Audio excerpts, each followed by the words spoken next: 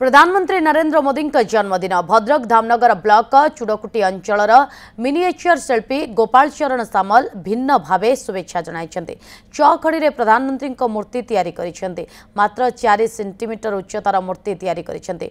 चौखड़ी खोदे करी पृथ्वी उपरे गैसर मूर्ति तैयारी करने सहित प्रधानमंत्री अविकल मूर्ति तैयारी करिसेंति। प्रधानमंत्री मूर्ति 1 सेंटीमीटर होइतिबा बेले एक पेड़ माँ के नाम लिखा होइछि। सेटा समस्ते प्रधानमंत्री जी को मोदी जी को वार्ता जो जन्मदिन शुभेच्छा वार्ता दौरान तो मु कलाकार आर्टिस्ट हिसाब से तो आम कला मध्यम गोटे चौखड़े मिनिएचर बनई प्रधानमंत्री जी को वार्ता जन्मदिन शुभेच्छा वार्ता दवाई केते समय लागितला एटा 3-4 घंटा खन एग्जैक्ट टाइम तो मु देखिनी तो 3-4 घंटा खन लगी टाइम लगी हाइट एटा खाली स्कल्पचर जो फेस रो मुहटा 1 सेंटीमीटर अच्छी टोटल 4 सेंटीमीटर अच्छे।